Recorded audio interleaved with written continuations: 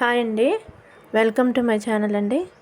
ఈరోజు వచ్చేసి మనం బోటి కర్రీని ప్రిపేర్ చేయడం చూద్దామండి. ఫస్ట్ ప్యాన్ పెట్టుకొని దాన్ని హీట్ చేసుకొని ఆయిల్ వేసుకోవాలండి. ఇప్పుడు మన ఆయిల్ హీట్ అయిన తర్వాత అందులోనికి లవంగా, చెక్క, యాలకుల తీసుకున్నామండి. ఇవి ఆయిల్లో ఫ్రై అవ్వగానే ఇప్పుడు మనం ఉల్లిపాయ పేస్ట్ అండి, ఉల్లిపాయని మిక్సీలో వేసుకొని పేస్ట్ చేసిన పేస్ట్ని అందులో వేసుకోవాలండి.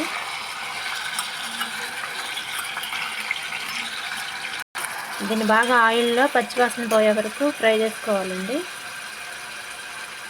మనం కట్ చేసుకున్న పచ్చిమిర్చి కూడా అందులో వేసుకోవాలండి. ఇప్పుడు మనం వేసుకున్న ఉల్లిపాయ పేస్ట్ మొత్తం గోల్డెన్ బ్రౌన్ కలర్లోకి వచ్చిన తర్వాత అండి 1 స్పూన్ ఫ్రెష్గా అప్పుడే దంచుకున్న అల్లం వెల్లుల్లి పేస్ట్ వేసుకోవాలండి. ఇట్లా అప్పటికప్పుడు నూరుకుంటే స్మెల్ మంచిగా ఉంటుంది, టేస్ట్ కూడా బాగుంటుందండి. దీన్ని ఇట్లా బాగా మిక్స్ చేసుకోవాలండి పచ్చివాసన పోయే వరకు. ఇప్పుడు ఈ మిక్చర్ మొత్తం గోల్డెన్ బ్రౌన్లోకి వచ్చిన తర్వాత అండి కొంచెం పసుపు వేసుకోవాలండి. దీన్ని ఇట్లా బాగా కలుపుకున్న తర్వాత అండి ఇప్పుడు ఇక్కడ మనం బాగా శుభ్రం చేసుకొని కడిగి పెట్టుకొని ఉప్పు పసుపు వేసి ఉడికించిన 1 కేజీ బోటి ముక్కలండి. ఇప్పుడు మనం ఫ్రై చేసుకున్న అల్లం వెల్లుల్లి పేస్ట్లు ఉంది కదండి, అందులోకి వేసుకోవాలండి. ఇలా వేసుకున్న తర్వాత దాన్ని బాగా కలుపుకోవాలండి. ఇప్పుడు దీన్ని ఇలా బాగా కలిపిన తర్వాత అండి ఉప్పు వేసుకోవాలండి. కళ్ళుప్పు అండి, తగినంత వేసుకొని దీన్ని బాగా కలుపుకోవాలండి.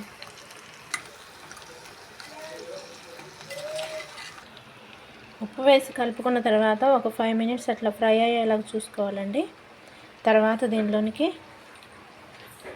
టమాటా అండి, ఒక మీడియం సైజు ఒక టమాటో, తర్వాత దోసకాయ ముక్కలండి,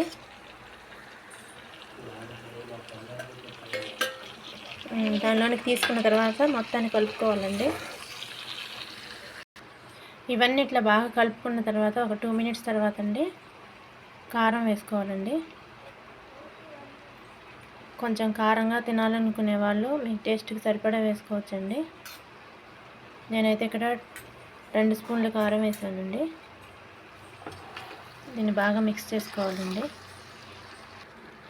ఇప్పుడు మనం కారం వేసుకున్న తర్వాత అండి ఇట్లా బాగా కలుపుకున్న తర్వాత ఒక 2 నిమిషాలు ఆగిన తర్వాత అందులోనికి వాటర్ వేసుకోవాలండి. ఇక్కడ నేను 2 గ్లాసెస్ ఆఫ్ వాటర్ తీసుకుంటున్నానండి.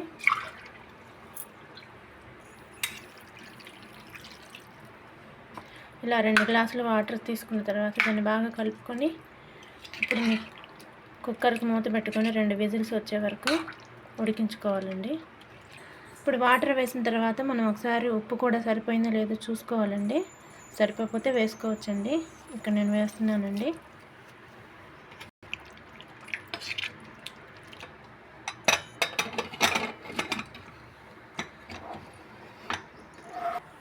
ఇప్పుడు 2 విజిల్స్ వచ్చిన తర్వాత మూత ఓపెన్ చేసి చూసుకుందామండి. చూడండి, ఆయిల్ బాగా పైకి వచ్చేసి ముక్కలన్నీ బాగా ఉడికిపోయాయండి. చూడటానికి చాలా బాగుంది కదండి. ఇప్పుడు స్టవ్ వెలిగించుకోనండి 2 వెల్లుల్లి రెమ్మలను తీసుకొని ఇట్లాగా కచ్చాపచ్చగా దంచుకొని ఇందులో వేసి ఒక 2 మినిట్స్ ఉడికించుకోవాలండి. దీంతో పాటు కొంచెం కరివేపాకు కూడా వేసుకుందామండి.